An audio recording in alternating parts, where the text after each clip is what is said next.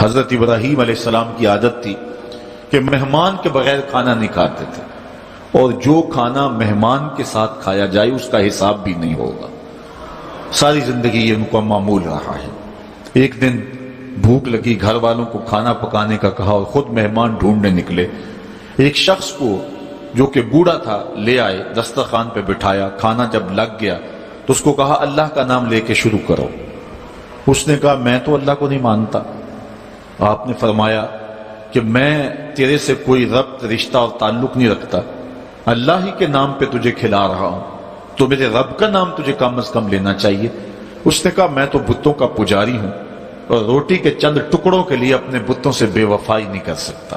حضرت ابراہیم علیہ السلام بولے جب تو اتنا غیرت مند ہے کہ میرے رب کا نام نہیں لیتا اور اپنے بتوں سے بے وفائی نہیں کر سکتا، تو پھر میرا بھی تو کیا لگتا ہے، اگر میرے رب کو نہیں مانتا تو میں تو کھانا اس رب کے نام پہ کھلاؤں گا، کھاتا ہے تو ٹھیک، نہیں تو تیری مرضی۔ وہ حضرت ابراہیم علیہ السلام کے دسترخوان سے اٹھ کے چلتا بنا، وہ گیا تو جبریل امین حاضر ہو گئے، سلام دیا، سندیسہ سنایا۔ رب کہتا ہے اے میرے خلیل، تو نے میرا ایک بندہ ناراض کر دیا۔ یا اللہ، وہ تیرا بندہ تھا، وہ تو تیرا نام لینا گوارا نہیں کرتا تھا، اور تو فرما رہا ہے کہ وہ میرا بندہ تھا۔ ارشاد ہوا ابراہیم بتاؤ اس کی عمر کتنی ہوگی؟ یا اللہ 80 سال کے قریب ہوگی۔ کہا اتنا عرصہ ہو گیا نا میں اس کو رزق دے رہا ہوں، تم ایک دن نہیں کھلا سکے؟ اب حضرت ابراہیم اس کو ڈھونڈ رہے ہیں، وہ دور پہاڑ پہ جا چکا ہے۔ اس کے قریب پہنچے، کہا میاں کھانا ٹھنڈا ہو رہا ہے، جلدی آؤ۔ اس نے کہا ایک شرط ہے، تمہارے رب کا نام نہیں لوں گا۔ کہا نہ لینا آؤ۔ تو کہنے لگا لہجے میں اتنا گداز، اتنی نرمی کیسے آ گئی؟ تم تو کہتے تھے رب کے نام کے علاوہ کھلاؤں گا نہیں۔ کہا کہ اسی رب کا ہی تو پیغام آیا ہے کہ میں بھی اس کو دے رہا ہوں۔ اس نے کہا اگر تیرا رب اتنا اچھا ہے تو کھانا بعد میں کھائیں گے، پہلے اس کا غلام بنا لے مجھ کو۔ تو وہ رب ہے سب کا، ہمارا حق ہے کہ ہم اس کی پوجا کریں۔ تو اللہ تعالیٰ جل شانہ نے ارشاد فرمایا یا ایھا الناس اعبدوا ربکم، اپنے رب کی عبادت کرو۔ ایک تو وہ تمہارا رب ہے، اور پھر الذی خلقکم، اس نے تمہیں پیدا بھی کیا۔ توجہ چاہوں گا، کتنی شان ہے کہ اس نے تخلیق بھی کیا اور پھر اس نے تمہاری تربیت بھی کی۔ جو تخلیق بھی کرے اور تمہاری تربیت بھی کرے، کیا اس کا حق نہیں ہے کہ اس کے حضور سجدہ ریزیاں کی جائیں؟ ساری زندگی انسان ماں کی خدمت کرتا رہے تو بتاؤ ماں کی خدمتوں کا بدلہ دے سکتا ہے؟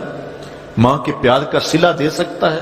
تو انسان جتنی مرضی خدمت کر کے ماں باپ کو راضی کرنے کی کوشش کرے وہ تو راضی ہوتے ہیں، بلکہ نالائق اولاد کے لیے ماں باپ کی دعائیں اور زیادہ ہوتی ہیں۔ تو انسان ان کی خدمت کا حق نہیں دے سکتا۔ ماں باپ کے اتنے حق کیوں ہیں؟ اس لیے کہ ماں نے بیٹے کو جنم دیا، جس نے جنم دیا ہے اس کے اتنے حق ہیں، تو جس رب نے خلق کیا ہے اس کے کتنے حق ہوں گے؟ جس نے تخلیق کیا ہے، دست قدرت سے بنایا ہے، تو پھر اس کے کتنے حق ہوں گے؟ تو مجھے بتائیے اس شخص سے بڑا بدبخت کوئی ہو سکتا ہے جو اللہ کے حضور سجدہ ریزی نہیں کرتا؟ صبح کے وقت چڑیاں بھی اللہ کا نام لے رہی ہوتی ہیں، حشرات الارض بھی رب کا نام پکار رہے ہوتے ہیں، بلوں سے سر نکال کر جانور بھی اللہ کا نام پکار رہے ہوتے ہیں، اور اس شخص سے بڑا بد نصیب زمانے میں کوئی نہیں ہے کہ جو اللہ کے حضور جھکنا نہیں جانتا، جو اللہ کے حضور جو ہے وہ عبادت کا سر نہیں رکھتا۔ وہ رب ہے جو تمہیں پیدا کرنے والا ہے۔ ماں کے رحم کے اندر کون نقش و ونگار دینے والا ہے؟ کس نے گوشت کے لوتھڑے کو بولنا سکھایا ہے؟ کس نے چشم خانوں کے اندر روشن چراغ رکھ دیے ہیں؟ اور کس نے سر کے اندر ایک نشیط اور روشن دماغ رکھ دیا ہے؟ کس نے ہاتھوں کو پکڑنے کی قوت دی اور کانوں کو شنوائی کی طاقت دی؟ اور کس نے جو ہے وہ سونگھنے کی قوت اور قوت شامہ ناک کے نتنوں کے اندر رکھ دی؟ کون ہے جو ٹانگوں میں زور پیدا کرتا ہے؟ کون ہے جس نے چھاتی کو طاقت دی؟ کون ہے جس نے انسانیت کو احسن تقویم بنایا؟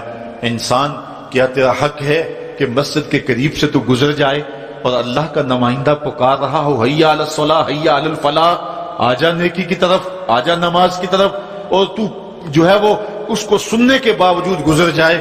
ایسا ہو سکتا ہے کہ تو اس کے حضور آئے نہ، حاضر ہی نہ ہو؟ یہ بد نصیبی نہیں تو اور کیا ہے؟ اللہ تعالیٰ جل شانہ ہمیں اپنی عبادت کی توفیق نصیب فرمائے۔